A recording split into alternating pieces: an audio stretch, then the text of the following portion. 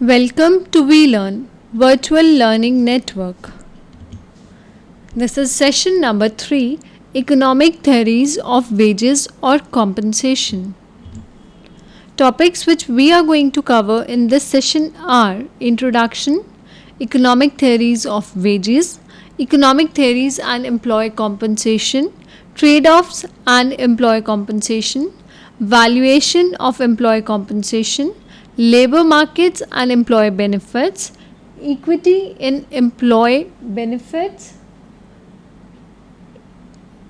Econometric Application in Compensation Decision, Productivity Linked Employee Benefits. Coming towards the first topic, that is the introduction.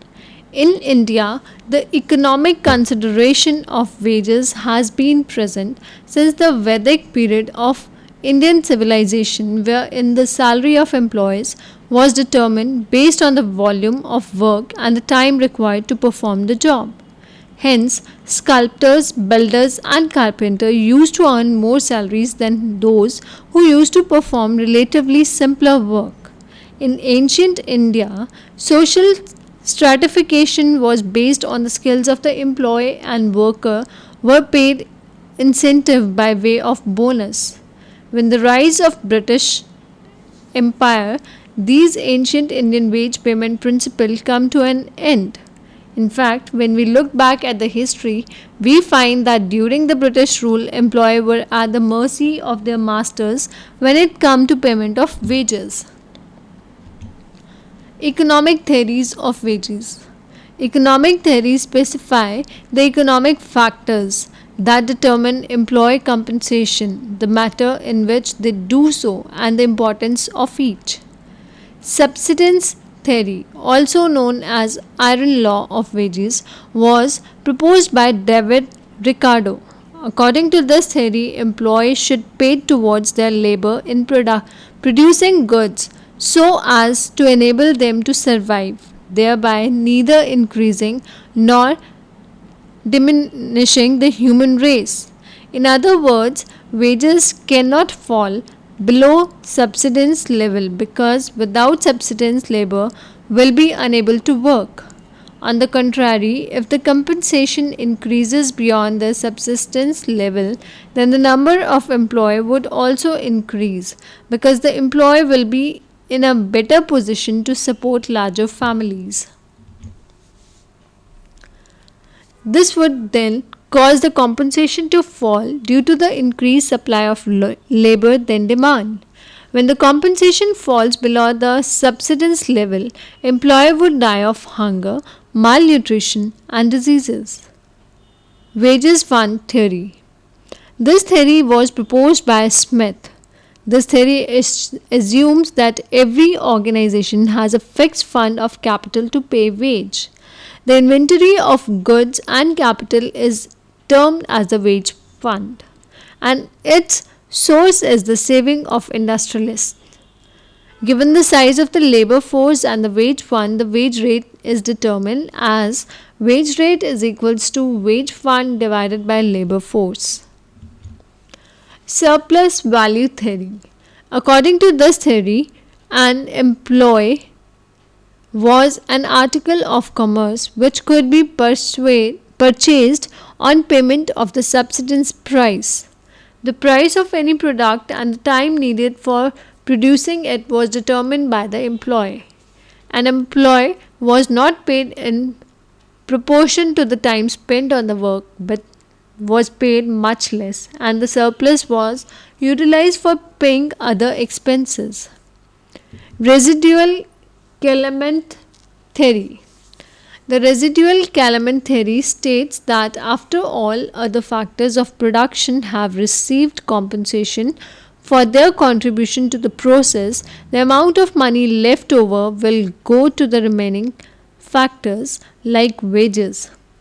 Smith suggested this theory for wage since the assumed that rent would be deducted first and profits net. Marginal productivity theory. According to the marginal productivity theory, the rate of wage set to the employees tend to be equal to the marginal net product of employees employed at the margin. This theory assumes that all units of the factors are homogeneous. The factors used can be continuously varied. This theory is based on the law of falling marginal returns. Bargaining theory of wages. According to this theory, wages are determined by relative bargaining power of worker, the trade union and the employers. When a trade union is involved, basic wages, benefit, job differential and employee differences tend to be determined by relative strength of the organization and the trade union. A neoclassic competitive theory. The neoclassic economic theory argued that it will be good if employees can choose their own wage benefits among various alternatives. Employees are sufficiently compensated when the economic welfare of society as a whole is increased. The basic idea for this argument is that though the idea of employee making their own choices of wage benefit appear to be quite sensible, it may not be practical.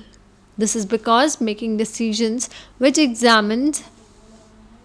maximizes employee welfare implies perfect knowledge and foresight.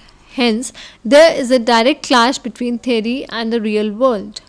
Obviously, employees have vague information about the theories of compensation and might make bad decisions, while employees who have relatively better information, experience and therefore can make better decisions for employees. The previous view of this retirement benefit gives complete choice to the retiree. In the last view, choice is restricted by the employer in the plan design. This is a philosophy which simply takes into consideration that if a lump sum payment is made, the retiree might wastefully spend the premium and then suffer from lack of money for the rest of the life. Trade-off and employee compensation. The two choices on which employee compensation is based are the employer's point of view and from the employee's point of view. From the employer point of view, the trade-off might be the combination of direct compensation and benefit level, while maintaining the same profit level. Economists express this concept in terms of budget line or indifference curve, where the indifference curve demonstrates the level of employee satisfaction and the budget line indicate the financial constraints. Retirement benefits are a form of trade-off. It is called as delayed benefits or non-wage labor cost. Application of time value analysis is essential to understand the psychology and mathematics of this trade-off. Essentially, discount rates and the preference for current versus future consumption are the elements of this trade-off. Valuation of employee compensation. Many companies decide to focus on present benefits by either reducing their delayed benefits obligation or by removing them altogether to attract and maintain talent. However, employees in different age groups may have different priorities. For example, those in the younger age group may choose present benefits, whereas people in the older age group may prefer benefits in the future to maintain the family. Thus, while designing the benefits of employers need to consider all these factors for a better trade-off. Labor market and employee benefits. Labor market functions through the contract of employee and employer. Labor economics look at the provider of labor service, that is, employees, the demanders of labor service, employers, and attempt to understand the resulting model of wage, employment, and income. In other words, from the labor market point of view, wages necessarily depend on prevailing supply-demand condition of the labor market. Earlier, the compensation management practice of Indian organization focused on attracting, retaining developing and compensation employees, not considering the labor market conditions.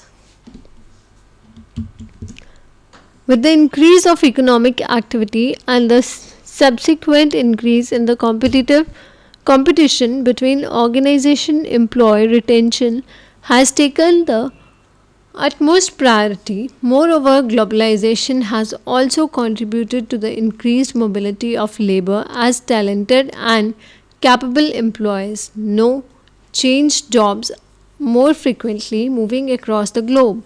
Designing compensation plans which keep pace with the demand and supply of labor is now becoming a corporate practice. Equity in employee benefits. Economic theories are not monolithic. They are competing and conflicting theoretical explanation and prediction for the same event. One way of reducing the problem of inequity is to ensure fair rules of pricing with government intervention.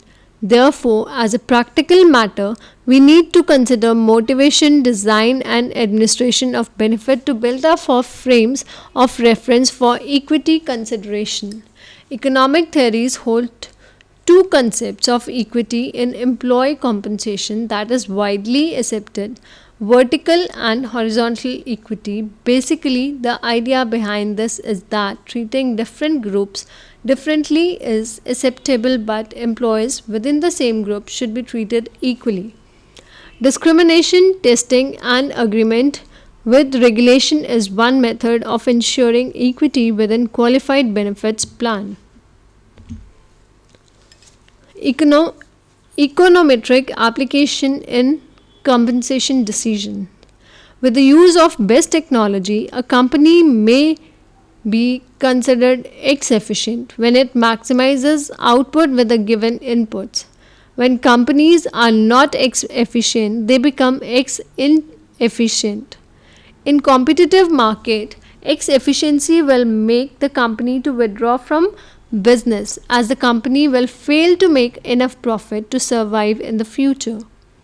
In other type of markets, however, X efficiency is possible, which will make one company more efficient than the other. As human resources are more sustainable and the best input for any organization, an X efficient firm should try to sustain its position by suitably designing employee compensation. Hick introduced the concept of compensating variation to measure utility change. The productivity linked employee benefits.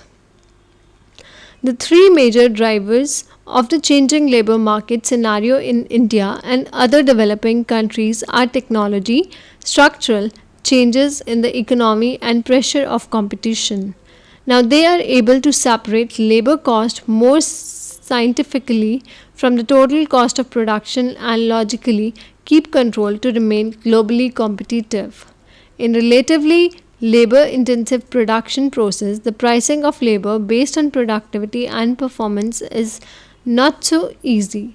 The payment of wage from the welfare perspective is not only irrational but also forbidden. Most of the organization operate on team efforts by allocating different functional areas to different departments. Within the range of input-output relationship, the concept of input was widely changed under the current circumstances. Inputs are no longer detained to the direct material used for production, but also include supportive functions in the more abstract form. In the present day, organizations consider knowledge and ideas also as a part of inputs. Though other functional departments are not engaged in direct material transformation, they provide supportive input to production department for efficient functioning. There are 6 important factors that affect productivity in an organization.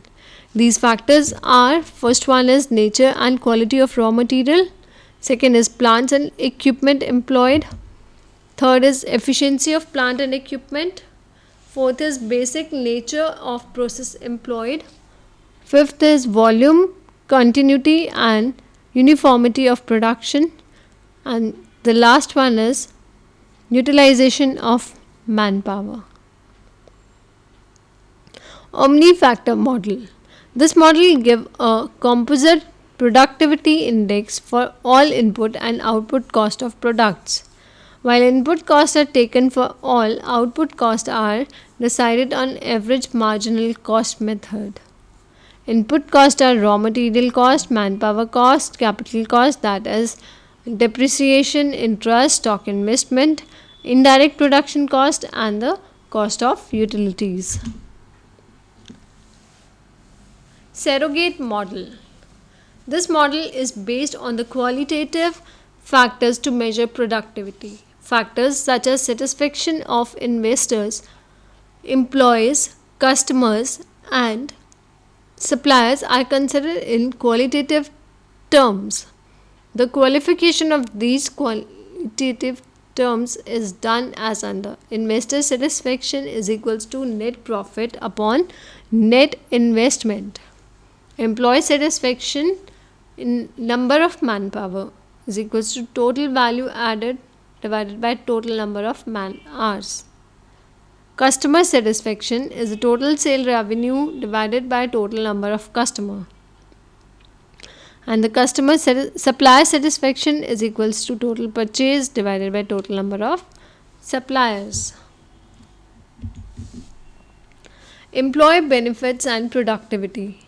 Generally, it is believed that there is a link between wage and organizational productivity, but it is not proved that linking labor productivity to the wages help the organization to derive cost saving and simultaneously increases labor motivation, performance, and productivity. First, it is very important to measure labor productivity and determine wage across the organization, and then understand the relationship between the rate of growth of productivity and the rate of growth of wages at the national and international levels. Productivity linked employee benefits.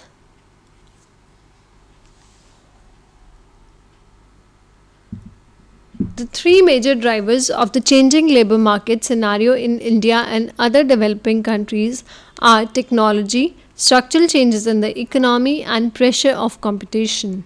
Now, they are able to separate labor cost more scientifically from the total cost of the production and logically keep control to remain globally competitive.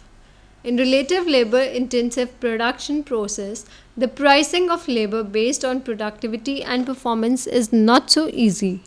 The payment of wage from the welfare perspective is not only irrational but also forbidden. To any organization, team effort is very important. Most of the organization operate on team efforts by allocating different functional area to determine different departments. Within the range of input-output relationship, the concept of input was widely changed under the current circumstances. Input are no longer detained to the direct material used for the production, but also include supportive function in a more abstract form. Renowned economists Smith, Ricardo, and Mill express the concept of productivity in the form of law of diminishing returns of all resources. Productivity.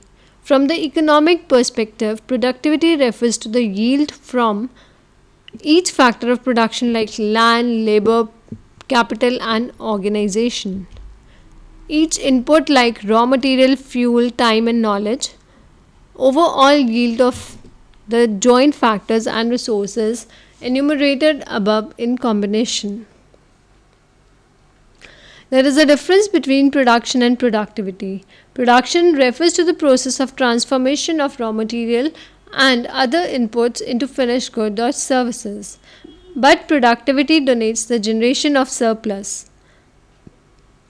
When we define the term productivity in terms of input and output relation, we can say that while production is transforming input into output by adding values, productivity is aimed at getting higher output over a given input.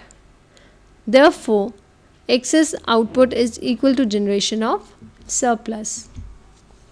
There are 6 important factors that affect productivity in an organization.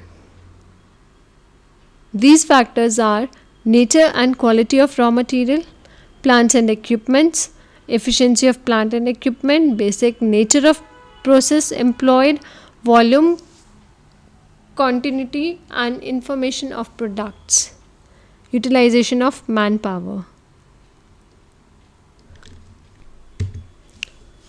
Omni-factor model. This model gives a composite productivity index for all input and output cost of products. While input costs are taken for all, output costs are decided on average marginal cost method. Now in the last, there are a few questions which are based on this session. List out the different economic theories and explain them briefly. And question number 2 is, how can employee benefits be valued? That's all for this session. Thank you. Happy learning. We learning.